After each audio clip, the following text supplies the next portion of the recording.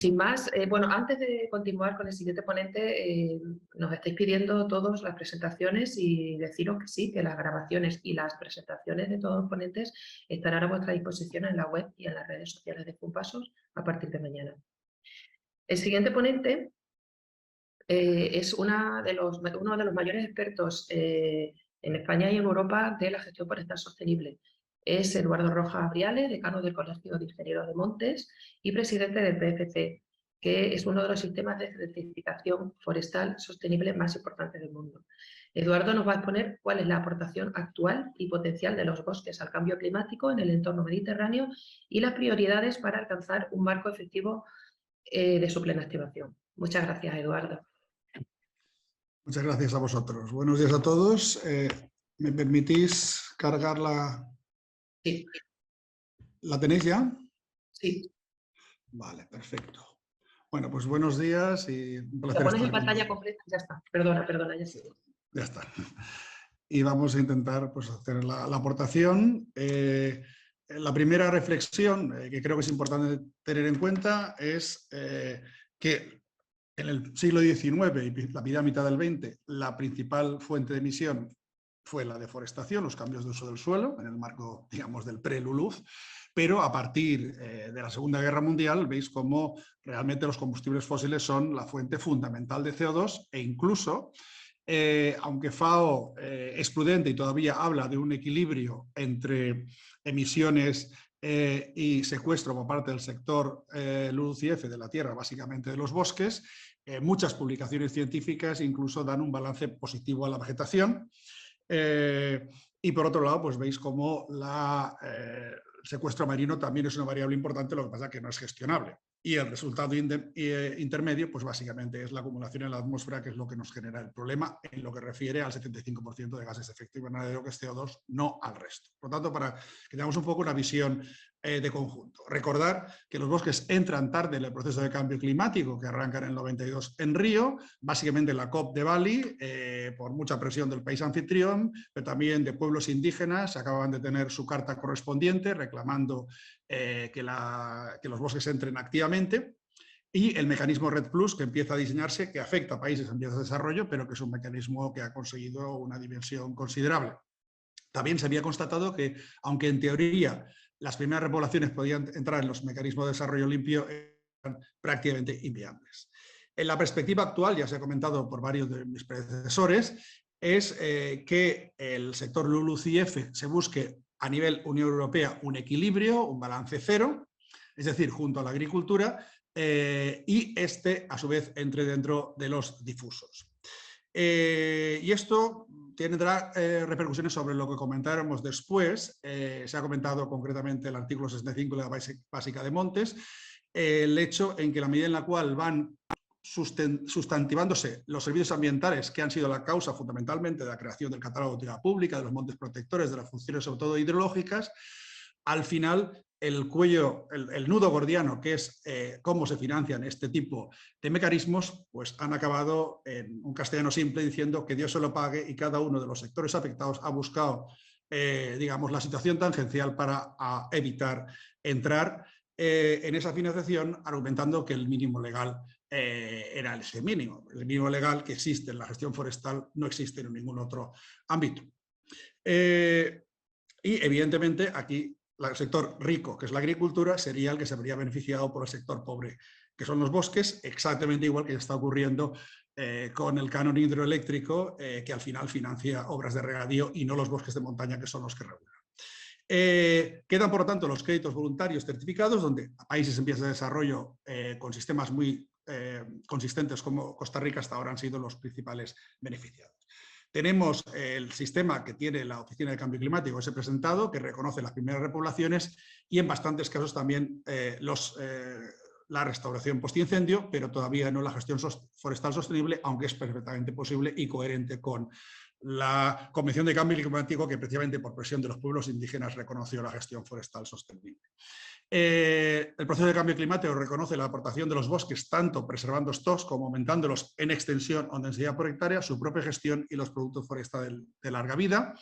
Se estima el secuestro de carbono en los bosques actualmente a escala de la Unión Europea en el 11% y en España más del 20%.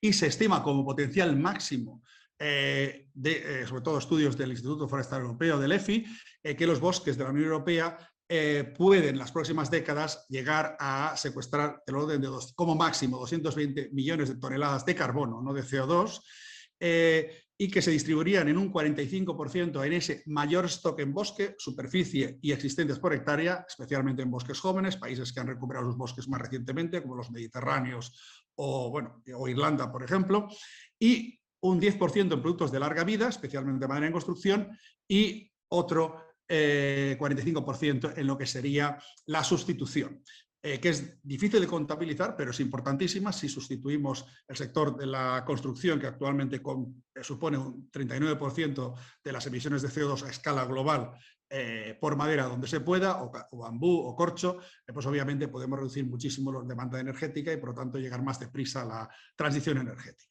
Esto supondría, en un escenario de estabilidad de emisiones, sustituir no ya el 10-11% actual, sino un 30%. Y aquí pongo la cuota de esa, la fuente. Tenemos una serie de incoherencias que creo que conviene también recordar. Solo se reconocen, ya digo, las nuevas repoblaciones, básicamente por una situación muy parecida a la que quienes conocéis la administración pública ocurre. Cuando a un interventor tú le vas con un proyecto forestal en el cual se beneficia el desarrollo rural, el agua, el suelo, la biodiversidad y el CO2, no lo entiende. Si le vas con un tema sí que lo entiende. Esa mixtura de aportaciones de las actuaciones forestales, que es una ventaja por su sinergia, deviene al final un perjuicio cuando vamos a cuantificar. Actualmente en España, hay que ser honestos, la gran prioridad como país, no en sitios concretos, no es la repoblación como sí lo fue hace 100 y pico años. Pongo una foto, no es de España, es del sur de Francia, el Mont Ventoux, como estaba a finales del 19, como está hoy. Los bosques se han recuperado de un orden de un 14% de cobertura en 1870 a un cerca de 40% de cobertura actual, siendo España, quitando los países nórdicos que no tienen casi agricultura, de los países con mayor cobertura forestal. Y os pongo el link del Washington Post, como se ve cómo aumenta la superficie forestal y especialmente en las zonas de montaña y en el sur de Europa.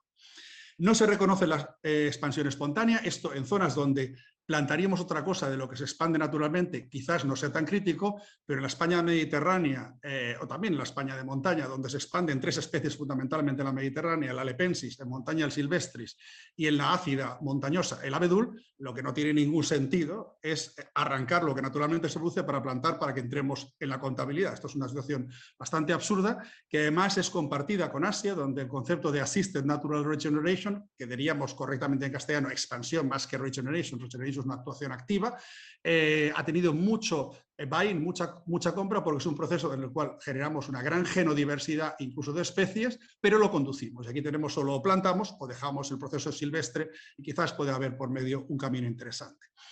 Vemos que una parte de las poblaciones será muy difícil que lleguen a un buen puerto, al menos a las expectativas. ¿Por qué? Pues porque lo que decimos, al menos en esta tierra, en Valencia, lo que nos queda son los huesos, queda lo peor. Lo que ya era fácil de repoblar, la naturaleza ya lo ha ocupado, quedan las situaciones más difíciles. ¿Qué pasará con el mantenimiento? Igual que pasó con las grandes repoblaciones del patrimonio, siembra con drones, falta de integración en tejido social. Es decir, hemos de ser realistas que no todo en 40 o 50 años serán las condiciones, además de escenarios de cambio climático que tenemos por delante. Y hay que también saber lo que la ciencia nos dice hace muchas décadas, que el bosque en Europa crece donde ya hay bosques. En las zonas donde hay mucho bosque es donde crece. No crece en las zonas que hay poco bosque, al contrario. En las zonas donde hay poco, las zonas bajas, agrícolas, el bosque recula. ¿Qué ocurre? Pues que evidentemente esto nos va a generar mayor continuidad de bosques, mayor continuidad de combustible y por lo tanto es un riesgo ante el cambio climático, porque precisamente se nos va a emboscar ese último cultivo que nos estaba separando dos masas forestales. Y otra cuestión que es importante, que creo que a nivel internacional hemos de ser conscientes, llevamos desde el Bonn Challenge de 2011, 2015, en la New York Declaration on Forest del 14, hablando de restauración forestal y hay un gran consenso global. La realidad es exactamente la contraria. Es decir, si no hemos regulado en la deforestación neta, ha sido porque sobre todo Sudamérica en la última década ha reducido mucho la deforestación, pero hemos reducido la recuperación de bosques por acción u omisión, es decir, por expansión espontánea o repoblación a escala global a la mitad. Y por lo tanto, hay un discurso que va por un lugar y la realidad va por otra. En la década de 2000 a 2010 e incluso antes, se repoblaba y se expandían mucho más los bosques que actualmente. Puede ser que China haya llegado al límite de su población porque haya llegado al desierto y es imposible. O que sus zonas de montaña que abandonaba la agricultura, las buenas, ya se han expandido solas. Puede ser. Pero las cifras globales nos deberían dar un toque a evitar que el debate social no vaya exactamente al contrario que el debate de las cifras. Hemos de aprender las lecciones. La repoblación de repoblaciones de hace 70 años, 60 años, nos olvidamos de los recursos genéticos, no podemos volver al mismo error. Se crearon grandes bosques de la misma edad, tampoco eso es conveniente, y no se previó y no existió después la gestión posterior y la integración en su economía y sociología local. Esto no lo podemos volver a repetir, ni tampoco los errores de la forestación de tierras agrarias, que fueron muy positivos, que por fin en la propiedad privada hubo unas subvenciones razonables, como en la agricultura. En vez de solo el palo de la intervención administrativa, también hubo incentivo que no se conocía. Eso fue positivo, se crearon muchas empresas, el sector privado se activó, pero en poco tiempo las prioridades presupuestarias fueron a otro sitio, entraron los países del este, se redujeron los presupuestos, las primas se comieron el presupuesto y se hundieron muchas empresas que no tenían ni una década y se creó una gran decepción. Hemos de evitar ese tipo de situaciones porque no tenemos un modo rural que pueda conseguirlo. Y por tanto es importante que la repoblación nunca se convierta en un fin en sí mismo. Ya lo vimos y hemos de aprender ese sentido. Luego hemos de reconocer que el principio de adicionalidad es lo más perverso que se puede imaginar cualquiera. Es igual que cuando uno le contratan, en una empresa le dicen, usted tiene que el año que viene subir la productividad un 10%. Y su sueldo empezará si consigue al menos el 11% y será ese punto. Y como por casualidad solo consiga el 9%, por trabajar un año tendrá que pagar el 1%. Eso es la realidad que tenemos. Éticamente inaceptable. Y todo viene porque tenemos unos criterios aceptados internacionalmente respecto a la tenencia de la tierra, el Comité de Seguridad Alimentaria en Roma, Sistema de Naciones Unidas, no solo de FAO, pero no ha entrado en la doctrina legal de los servicios ambientales. Es un ámbito virgen en el cual los especialistas designan lo que se les ocurre, pero donde no hay una doctrina jurídicamente potente y éticamente potente, y aparecen este tipo de situaciones completamente absurdas, como también tenemos las contrarias. Hay casos en los cuales se paga por ciertos servicios que son muy discutibles, no digo en este ámbito. Con lo cual es urgente tener esa doctrina internacional, como mínimo a escala europea, que tenga los elementos ético-filosóficos sólidos, porque hay muchas cuestiones que son muy poco aceptables, como que todo lo que hacen los macizos que nunca deforestaron la zona de Pinares, Pirineo y demás, es gratis porque siempre lo han hecho. Y los nuevos, los que nunca han hecho nada, reciban. Esto territorialmente es muy poco aceptable. No todo es carbono, y pongo los ODS, recuerdo los ODS, los bosques aportan a todos los ODS. A un tercio muchísimo, suelo, agua, por ejemplo, el 15% obviamente también, a la agricultura, sin bosques no hay agricultura que regule el agua, es decir, a muchos temas, a un tercio bastante y a otro tercio algo y no poco. El ámbito de la salud está creciendo mucho el reconocimiento. Tenemos un alto grado de abandono, lo ha reconocido la Estrategia Forestal Española clarísimamente, y esa es la causa de la virulencia de los incendios exacerbada por el cambio climático, pero la raíz profunda es el abandono, con lo cual, por temas de minifundio, tenencia confusa, no resuelta, un intervencionismo ambiental a veces desproporcionado, sobre todo en la accesibilidad, la falta de recursos y retorno de los servicios ambientales prestados, que siempre es que Dios se lo pague, y el hundimiento al final como su consecuencia de la España rural profunda en un país democrático donde sí, las condiciones de vida no son equivalentes, la gente migra a las ciudades y exacerba esa polarización territorial.